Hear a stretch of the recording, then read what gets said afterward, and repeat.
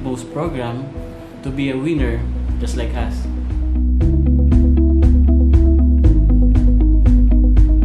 Wealth can be acquired through many opportunities, but health only comes once. Welcome to Infinite Wellness Opportunity Network. Dito po gumaling ako. Imaginein mo, magpapalab ka muna. Talagang totoo na to. Sabi ko kasi lab muna ang kinukuha bago mag-undergo sa sa sinasabi nilang Perla. I guaranteed you guys. Kasi sobrang kakaiba niya. Ang nasa isip ko ay business. So, pag pinasok mo yung isang business, kailangan mo kabisiduhin. Pero later, nung maano ko na yung business, ay hindi lang pala business ang pinasok ko. More than business.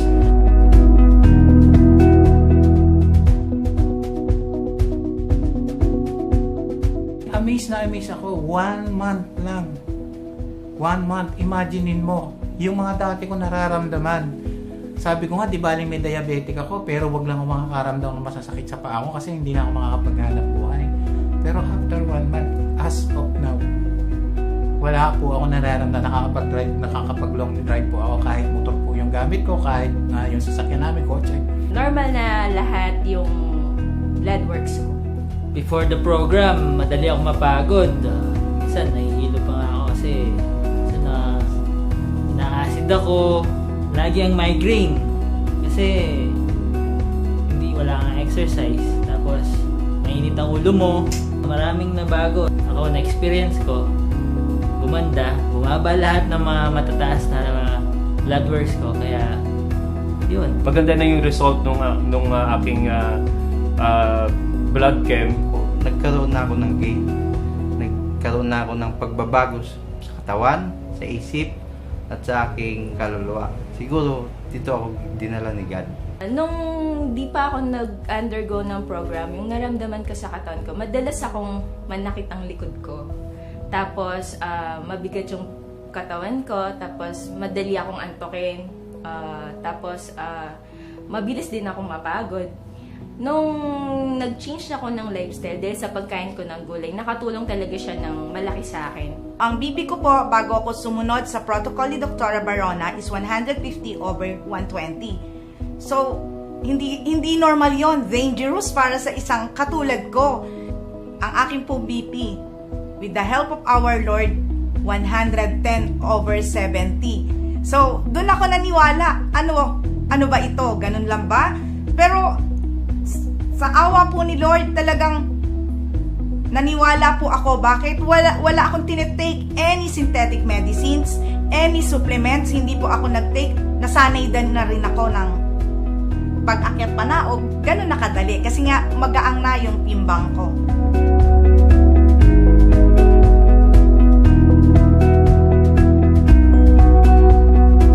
On and off po na gumamit ng maintenance ko eh. Salamat po sa Perla kasi yun ang nagbigay sa akin.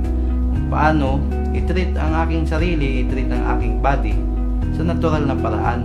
Hindi, kontrolin ang aking sarili rin. From almost 83 kilogram, 74 na lang po ako sa ngayon. Lagi akong sumasakit yung aking katawan. Maya nakahiga ako. Ngayon, nung dumating po si Perla, dito sa aking buhay, ayun na nga po, nag-training kami. Awa po ng Diyos, yun ang nangyari sa akin. Yun pong alternative healing na natawag.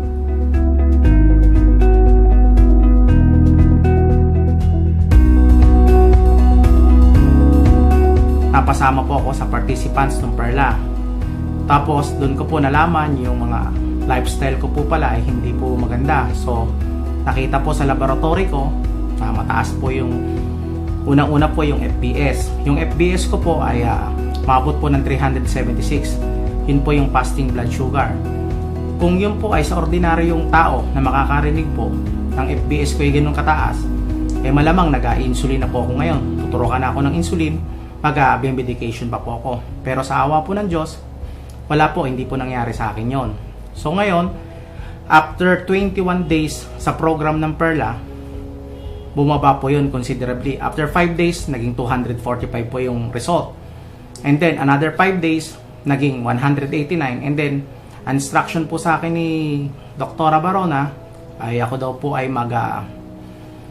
kumain after 2 hours. So after 2 hours, lumabas po ulit yung result ko. Nagpa-test po ako ng RBS, ang lumabas po is 174. So sabi ko, bakit imbis na tumaas, nag-shoot down pa sa pababa? So ang explanation po doon, yun daw pong pagkain na inintake ko sa katawan ko, mabilis pong pumasok sa blood vessels ko. So ibig sabihin no, nagre-react po ng maganda sa katawan ko. So and then, tapos ko po yung program for 21 days, ang result po, bumaba po ulit ng 168. And then the rest is history. Yung mga LDL ko po, bumaba from 225, yung po tinatawag natin bad cholesterol, bumaba po siya ng 152. Almost nasa level na po ng normal. So, then at marami pa po yung mga laboratory ko nandun na nagsibaba po sila considerably. So, ang laki po ng pasasalamat ko dito sa Perla dahil po ang lifestyle ko po noon, kain lang po ako ng kain, inom dito, kung ano-ano pong mga pagkain yung ini-intake ko, di ko po pala alam na yun po pala nakakapagpasama po ng pakiramdam natin.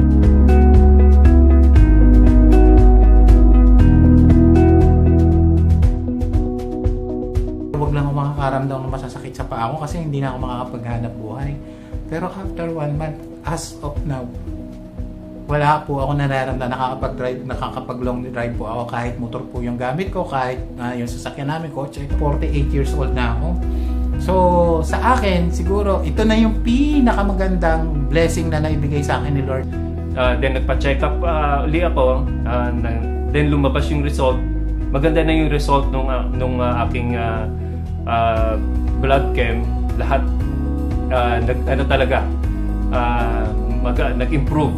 Bumaba po ang aking sugar, bumaba po ang aking uric acid, bumaba rin po ang aking timbang. Nung pong nasa States pa ho ako, 2 months ago, ang timbang ko po ay 178 pounds.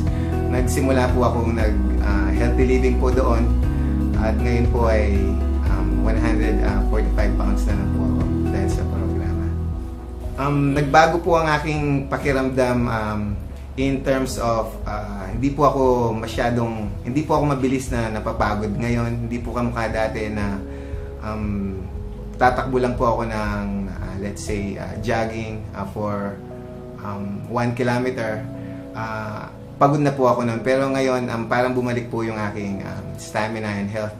Yung unang pre-test namin, so actually flying colors sila lahat, uric acid, cholesterol,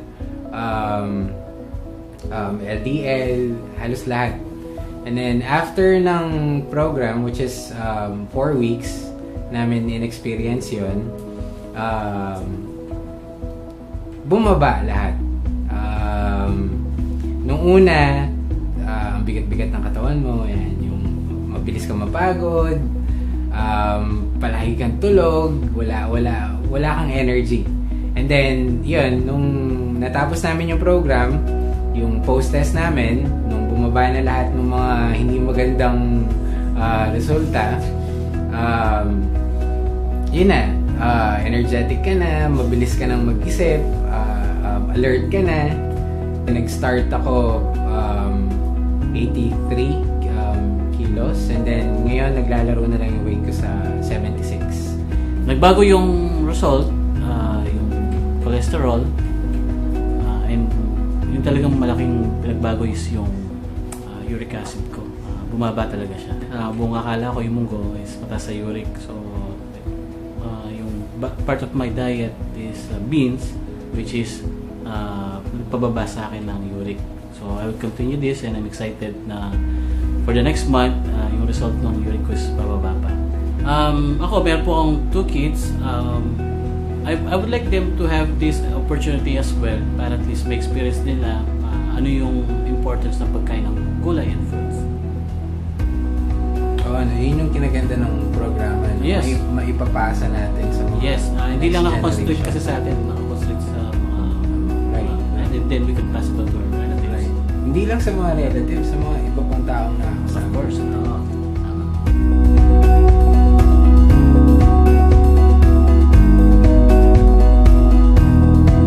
Ang pinakamalaking bumaba sa akin is uric acid and cholesterol. At syempre, proud na proud ako, bumaba yung weight ko. lahat ng mga fans ko nasusuot ko na kasi laki ng binaba talaga. Kaya napaka-effective ng program na in-undergo namin. Bumaba na yung mga lab works ko, gaya ng cholesterol ko, bumaba na siya, normal na siya. Uric acid ko, normal na rin. Tapos yung sugar ko, bumaba rin siya. At the same time, yung weight ko. Dati akong nasa 74 kilos. Naging 71 na lang siya ngayon. 7.7 pounds ang nawala sa akin. Dahil sa pagkain ko ng tamang pagkain. Ngayon, normal na lahat yung blood works ko. Yun kasi yung problema ko talaga, constipated ako. Especially kapag nag-out of town kami, as in talagang hindi ako komportable. So yun yung naging problem ko. So after 2 weeks na ginagawa namin yung program, diba? Sabi nga, lifestyle, kailangan talaga adjust ka, baguhin mo kung ito yung dati. So medyo babaguhin mo siya. Pero ang good thing mo po nito, after 2 weeks, sobrang alam mo yung pagkagising ko sa umaga, tapos ginagawa ko lang yung program kasi meron po kaming, anong tawag dito, yung ginagawa sa umaga pagkagising. So, after nun, alam mo yun, talagang tinatawag na kaagad ako. So, sobrang dun po ako nagulat and even nakita ko talaga yung difference ng bowel movement ko before and after. Gumaang yung pakiramdam ko. Yung dati kong hindi nagawa ko na. Sa pag-akyat sa aming hagdanan, may second floor po yung house ko, hindi na ako hinihingal. Ganun nakadali kasi nga magaang na yung timbang ko. Ako po si Robin. I'm Toby. I'm Junie. Lloyd. I'm Deb. And we are One Angeles Group. Meron po akong addiction sa alcohol. Yan. So, isa sa mga naging bad lifestyle ko yun. And aside from that, associated po siya nung mga pagkain na hindi tama na ipinapasok ko sa katawan ko. Ngayon, nung nag-undergo po ako ng programa ng LiveMost and with assistance ni Perla, na-correct ko po yun. Marami akong natutunan, marami akong na-correct sa lifestyle ko, sa pagkain, and then na-overcome ko rin yung sa addiction ko sa alcohol. So, yun yung malaking role na naitulong sa akin. Ako, same ako ni Robin. I have addiction with coffee naman. Especially yung content ng sugar ng coffee dahil aside from the coffee itself, nalagay ko siya ng creamer and sugar. Food lover po ako. Mahilig ako sa sweets. Mahilig din po akong kumain ng fast food. Nung pong nag-undergo ako dito sa program na to, malaki po yung naging changes sa lifestyle namin, ng buong family ko po. Kasama po yung mga anak ko. Yung pagluluto po, naging big challenge po siya sa akin. Kasi dahil dati kang nagluluto ng masarap na meat, babaguhin mo siya ng mas masarap na vegetables na may kasamang fruits. Yun lang, sabi ko, maalis lang yung mga ganun nararamdaman ko. Ang ano ko na nun, mabibless ako dahil una-una si Lord siguro ay nagpakita ng ganitong klase ng opportunity. 2011 po, na-diagnose po ako na ako po ay isa sa diabetic. Yung tuhod ko, yung aking ilalim ng paa, parang sinusunog, mainit. So, sa hirap na naramdaman ko na yun since 2011, kahit na ano pa yan, susubukan ko. Sabi ko sa sarili ko, minsan hindi ako makatayo eh. Imaginein mo, sir, may nangyari. Yung dating 112 ko, bumaba agad, naging 90 o 85, mga ganon. 112. Oo, 112 yung aking FBS. FBS yun ha. And then sabi ko, ang galing naman ito, wala akong nag-take lang ako na isa-isa lang. Kasi sabi ni doktora, wag daw munang ialis yung maintenance kasi nagme-maintenance na po ako, sir eh.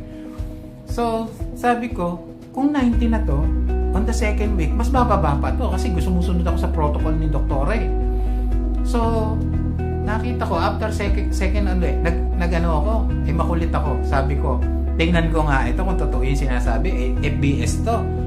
Tingnan ko nga pag pa-RBS naman ako o yung tinatawag na random blood sugar. So, kumain ako na marami. Pero yung kinain ko, sangayon pa rin to sa protocol ni doktora. Kaya lang dinamihan ko. Sabi ko, tingnan ko nga kasi EPS yun eh. So ngayon, ang ginawa ko, kumain ako, and then after 3 hours, saka ako nagpunta ng ospital, nagpa-check ako, nag-RBS ako. Eto na yung naging ano, problema to ah. Ba't mas mababa pa kaysa nung nag-FBS ako? So ibig sabihin lang, maganda talaga yung program, yung health programs na ginawa sa amin. Ito po yung isa pang na-amaze ako. Kasi sabi ko, kung ito dire-diretso ko, eto na naman, diner ko na naman, tanggalin ko nga ako yung aking iniinom na binigay na ng mga doktor sa akin. So tinanggal ko, diner ko na naman, and then after 1 week na naman, nagpa-RBS uli ako, kumain na naman ako. The same thing doon, konting-konti lang yung angat. Ibig sabihin, mga 2 to 5 lang yata yung inangat. Hindi pa ako nakaka-100. Samantalang dati, nung hindi pa ako nag-undergo sa ganitong program ni Doktora, lamon talaga. Kasi sabi ko, mababa naman 150, 160. Pag kumain ako, nagwa 170 lang. Kaya lang, syempre, iba yung ngayon Yung mga dati kong ginagawa, hindi ko na magawa dito kasi magaan na yung pakaramdam ko. Alam naman, balikan ko pa yung dati kong ginagawa. Ito yung maganda. Tayo yung dinider ng ganitong, nagdider tayo ng mga produkto before, and then tayo naman yung nadir. Kasi ang sabi nga, tingnan na nga natin tong product na to, hindi naman ako nagkamali sa pagpili ng produktong ito. Yung saya na nawala ito, siguro hindi kayang bayaran ng pera. Yun yung malaking factor pa. Pumayat ako. Supposed to be dati, ang laki-laki ko, 120 kilos. So ngayon, nagpatimbang uli ako, 100 na lang. So kung itutuloy-tuloy ko pa to, imaginein mo sir, 1 month pa lang. 1 month. Ang sinasabing protocol ni Doktora is 3 months. So ibig sabihin, kung di dire-diretso ko yung 3 months hanggang 1 year, ay ano pa yung maganda? Di mas lalo pang maganda. Baka bumalik ako dun sa dati kong mga na 20 years old lang ako. Nagpa-laboratory po kami.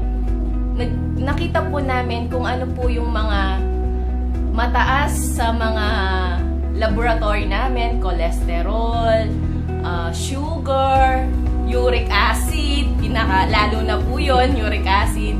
Dala po siguro ng mga bad habits ng mga nakaraan na nagagawa po namin sa aming mga katawan.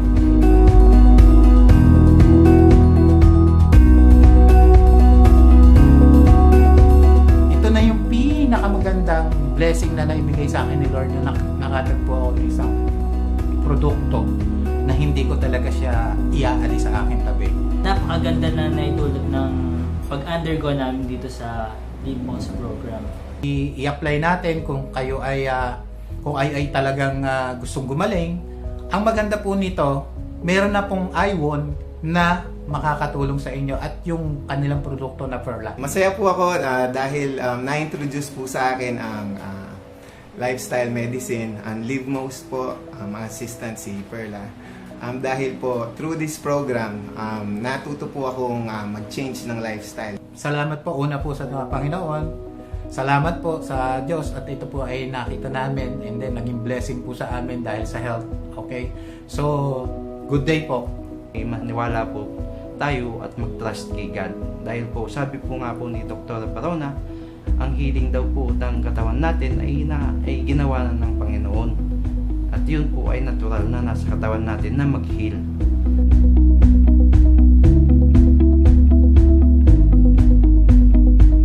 Sa mga nakakapanood po ng video ito, subukan niyo po yung protocol ng Perla.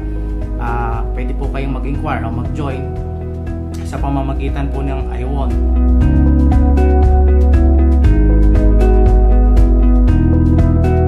Maraming salamat po sa iWon dahil sa iWon, Panalo ka!